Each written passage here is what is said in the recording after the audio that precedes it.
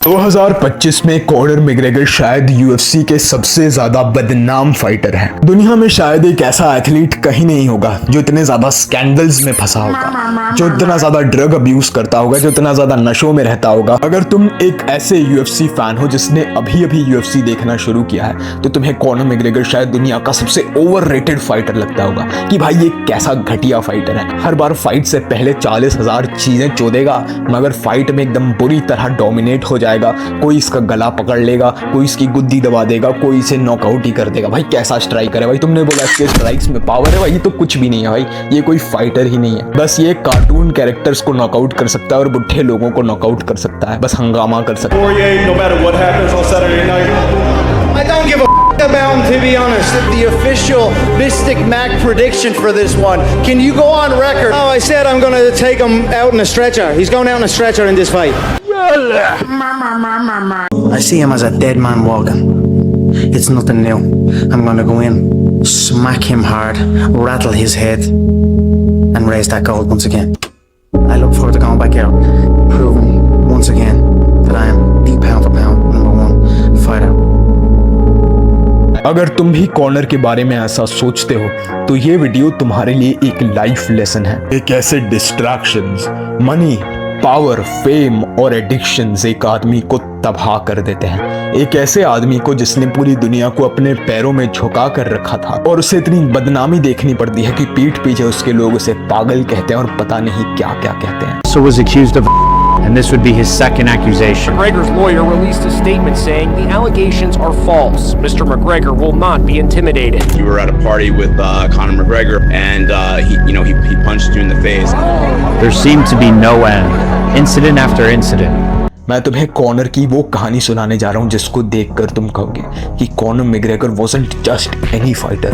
He was the top of the top, the most elite motherfucker in town.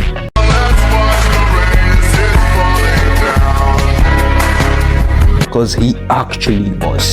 तुम्हें लगता होगा कि Connor is all about the money. He has a lot of money. Conor McGregor is the Vince McMahon of WWE. वो meme मुझे याद आ गया। Here comes the money. Here we go. Money talk. Here comes the money. मगर it wasn't always like that. जुलाई 17, 1988 में Connor का Dublin Ireland में जन्म होता है। इनके पापा एक 9 to 5 जॉब वर्कर थे और इनकी मम्मी भी ऑड जॉब्स किया करती थी, इसके साथ साथ घर संभाला करती थी। कॉनर बचपन से ही एक एथलेटिक बंदा था, उसको सॉकर का इंटरेस्ट था 10 साल की उम्र से ही, और वो सॉकर टीम में सिलेक्ट भी होता है, मगर किसी इंजरी की वजह से उन्हें उसकी स्कूल सॉकर टीम से निकाल दिया जाता है। 12 साल की उम्र से वो बॉक्सिंग प्रैक्टिस करता है। अब तुम कहोगे कि भाई 12 साल में बॉक्सिंग, इंडिया में तो हमें 20-20, 40-40 साल की उम्र में बॉक्सिंग का मौका नहीं मिलता, क्योंकि दूसरे देशों में एक एथलेटिक कल्चर है जो इंडिया में नहीं है। ये वीडियो ऊपर फ्लैश हो रही है, उसे देख लो, बहुत ही ज्यादा मजा आएगा, बहुत ही जरूरी है हर एक इंडियन को देखने के लिए, इंडियन एमएमए फैन के लिए। वहां पर एक कल्चर था जो हर देश में स्पोर्ट्स का होता ही है।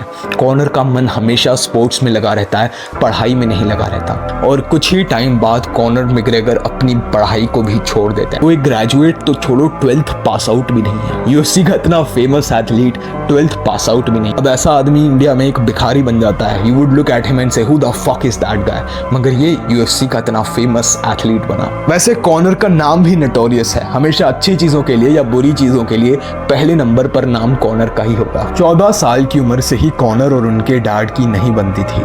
कॉनर को घर वालों ने फोर्स किया कि अब तूने पढ़ाई छोड़ी है तो कुछ काम पकड़, और कॉनर ने बहुत यंग एज से प्लम्बिंग करना शुरू किया। वो अपने घर से 2 घंटे दूर जाकर घर घर जाकर पाइप्स फिक्स करते थे, सिंक्स, टॉयलेट्स और पता नहीं क्या क्या फिक्स करते थे।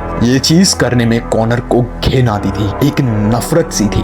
उन्हें हमेशा से लगता था कि मैं इतने घटिया और छोटे कामों के लिए नहीं बना। उन्होंने एक बुक पढ़ी थी लॉ ऑफ अट्रैक्शन की, कि अगर मैं किसी चीज के बारे में सोचूं और मेहनत करूं तो मैं कुछ भी अचीव कर सकता हूं, दुनिया की कितनी भी मुश्किल चीज हो। और इसी टाइम पर लकीली उनके घर के पास एक SBG नाम की जिम खुलती है, स्ट्रेट ब्लास्ट जिम, जहां पर ट्रेनर होते हैं जॉन कैवेनॉफ, और इन दोनों की जोड़ी जय और वीरू जैसी जोड़ी होती है, जिसमें बसंती होती है डी डेवलिन, कॉनर की गर्लफ्रेंड और ट्रेनर कॉनर के साथ अब तक है।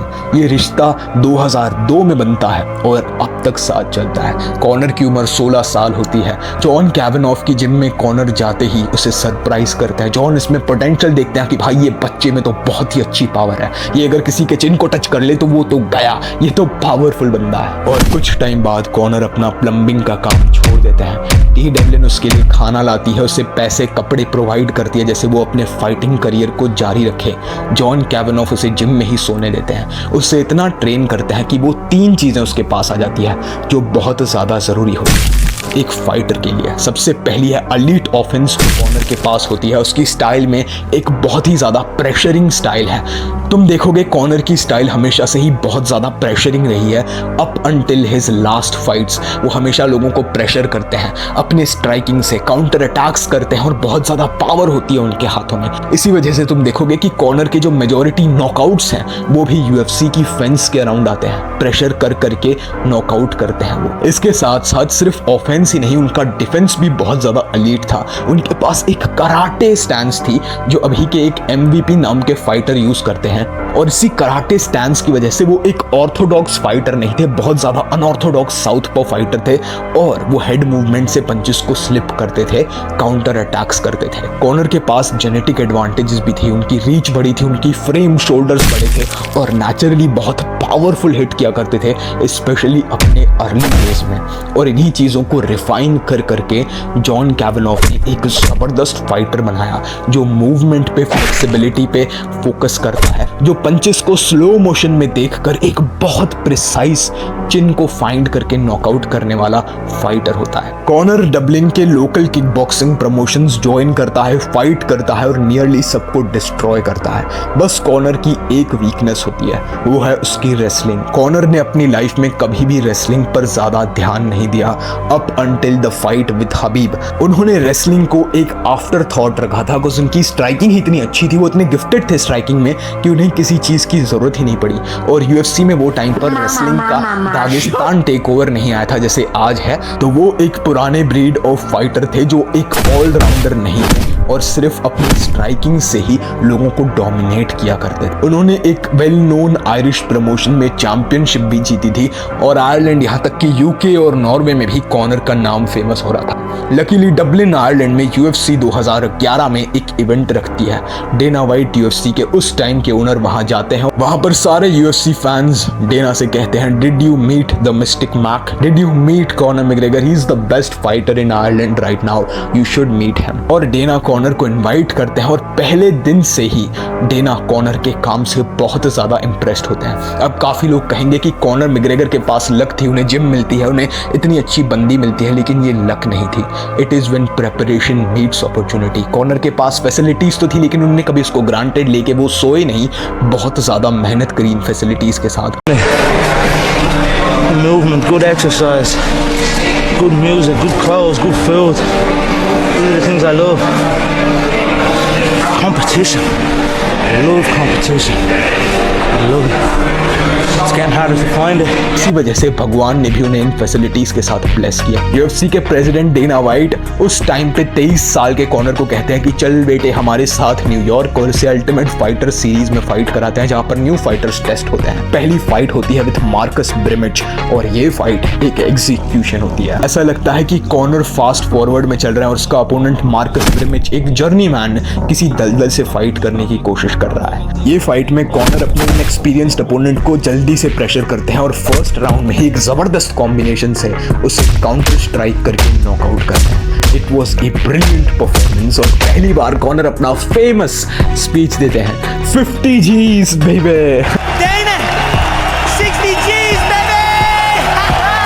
इसके बाद कॉनर फेदर वेट डिवीजन में अपना रेन ऑफ टेरर शुरू करते हैं।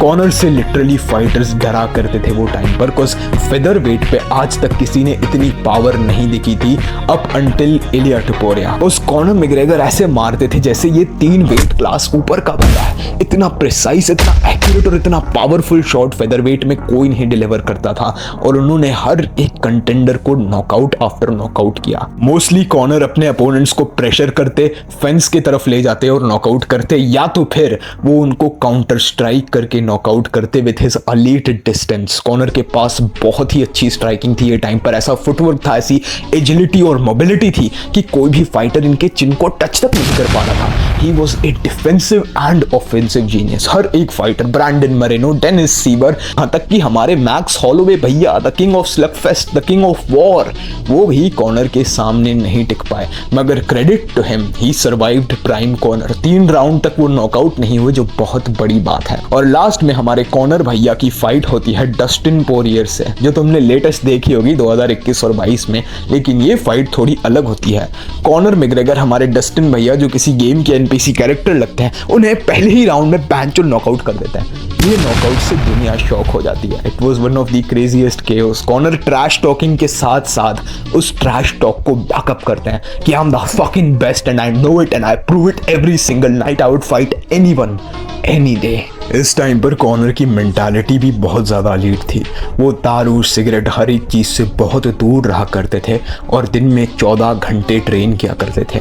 एक वाटरफॉल के नीचे बैठा करते थे और फाइट्स के पहले मेडिटेशन में सोचा करते थे कि मैं ये फाइट में क्या करूँगा। वो इतनी एलीट और अजीब मूवमेंट से और अजीब अजीब किक्स थ्रो करके, नीज थ्रो करके अपने अपोनेंट को इतना उलझा देते थे कि उनके पास कोई जवाब नहीं होता था। वो कॉनर के साथ इंगेज ही नहीं करना चाहते थे। बस एक तरीका था जिससे कॉनर को हराया जा सकता था, और वो भी कॉनर के अगेंस्ट काम नहीं आ रहा था, because he worked on his takedown defence. मेरे हिसाब से ये Conor McGregor featherweight division के टॉप 5 फाइटर्स में से आना चाहिए, बिकॉज इसने एक अनथिंकेबल चीज। People say a loss can make or break a fighter, but trust me, a win can also make or break a fighter because they get comfortable with a win. People can get comfortable with a win, and slack off then, slack off on the training, slack off on the diet. They've won one.